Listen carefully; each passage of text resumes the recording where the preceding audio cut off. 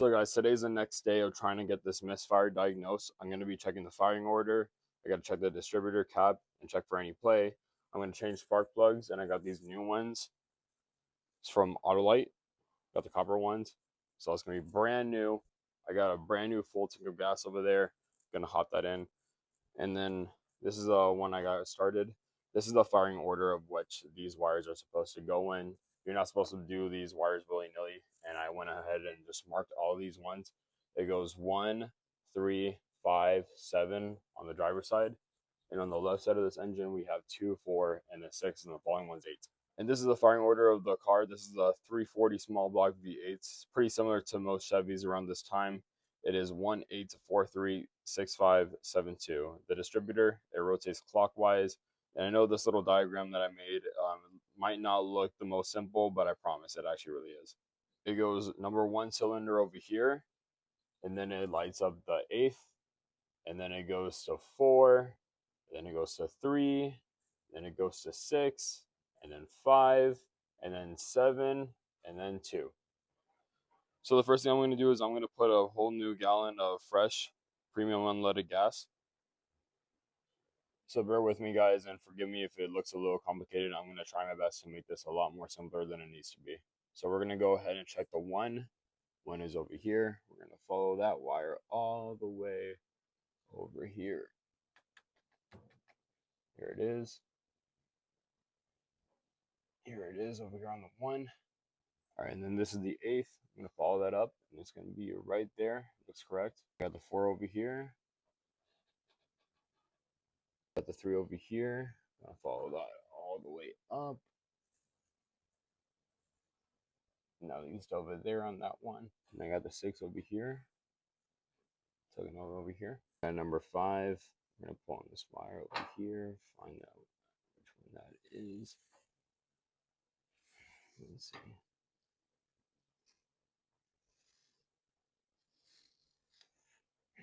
Got number 5 over here. We're gonna follow that all the way up, at least to this one over here. Follows our last one, number 7. We're gonna follow that wire all the way.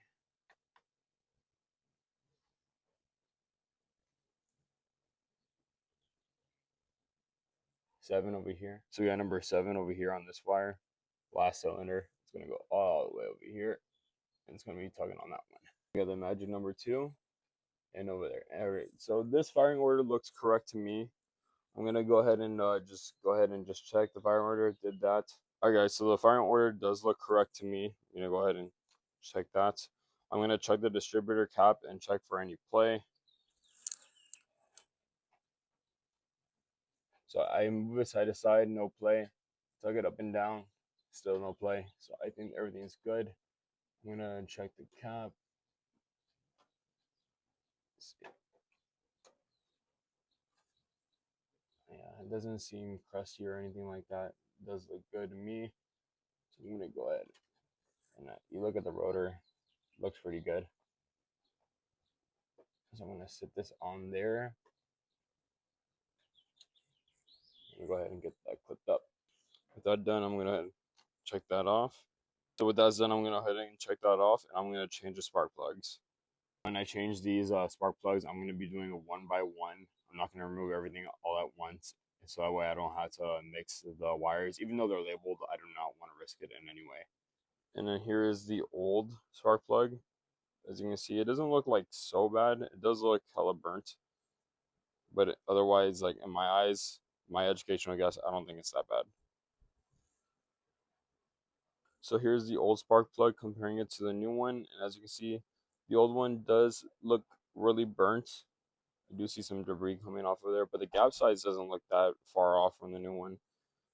It's probably a good idea that we replace it anyway. Even if it doesn't end up being the issue, I just want to be sure.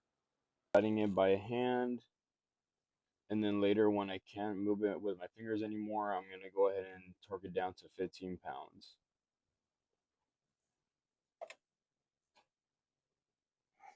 I'll tell you why I love this car, or just classic cars in general. You have so much room to work in this engine bay. In my Dodge Stealth and my girlfriend's Hyundai, there's like no room for anything. So right when that's torqued down to spec, I just push this like so, right back, and I just go in and until I hear a click. There you go. Let's repeat the process. And hopefully this is gonna diagnose my firing order. Hopefully this is gonna solve my misfire. There she is. She made it. She's driving, running and driving. Smooth as never, but honestly, I was driving it from that parking lot to over here, and she is I don't want to say I'm very happy with the results. I mean, she definitely fired up like right away, and she has been sitting for quite a while, but dude, she fired right up, which is awesome. That's a win. But I noticed like it would be running and driving, and then the engine was, well, like it would sound like it was cutting off, and then it would come right back up again, and that to me is very, very mysterious. I wanted to get to the bottom of that. Hey, but she made it. The place where I live, they told me that if I don't get the vehicle, out of there, because they're gonna be redoing the pavement, it's gonna be $280, because everybody here needs to move their cars or else they're gonna get fined. But not me though. We're gonna have to do some more diving deep into this. I don't want to say that the misfire is fixed, but we changed all the plugs, we checked the distributor, we did everything else that we were needing to do, and it all looks pretty good, but it's still a lot of work to do, but we're gonna figure this out. Thank you guys so much for watching, and tune in for next day's video. All right guys, it's been a day past since I made that last video that you saw. I am going to start her up.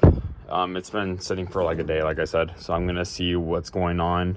I'm gonna be driving it around the block maybe once or maybe even twice.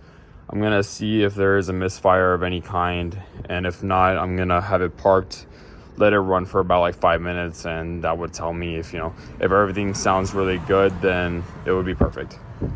Hopefully no misfire. Let's go see what happens.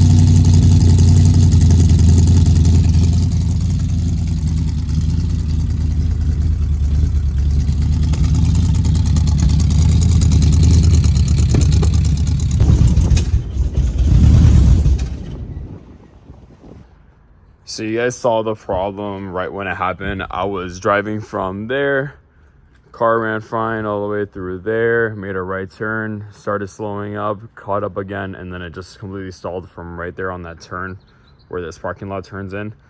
Then I turned it on again, and then it drove all the way through there, cut off, started up again, made that right turn over here, came all the way over here, all the way over here, and the car ran fine.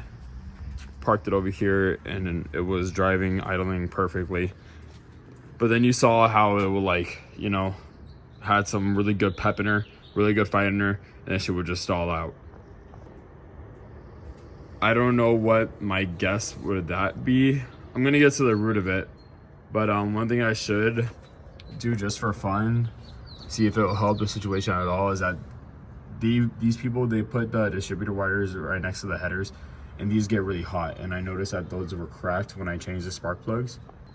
So I have no idea if the sparks are being interrupted somehow due to that cracks in the wires. I'm gonna change that anyway, and then the issue should be solved then. And if it's not, I'm gonna try again. And we have a month to figure this out, so I'm not exactly too worried about it, but then again, I am, headstrong about fixing this. So there you guys have it. It was an attempt at getting the car idling perfect. and I failed at that. If you guys have any tips, suggestions, because as you guys know, I'm not a certified mechanic. I just want to be a guy that grows up to restore classic cars and sell them for a good amount of money and a fair price. I'm trying my best. This is my dream car after all. Not giving up on this girl at all. She looks so good, dude.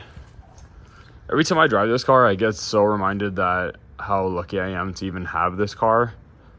So I really, really, really want to do right by her. I want to say thank you to all of the comments you guys gave me on the last video.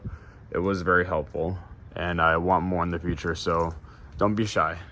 Thank you guys so much for watching this video, Ray's Restorations, and I'll see you guys next time.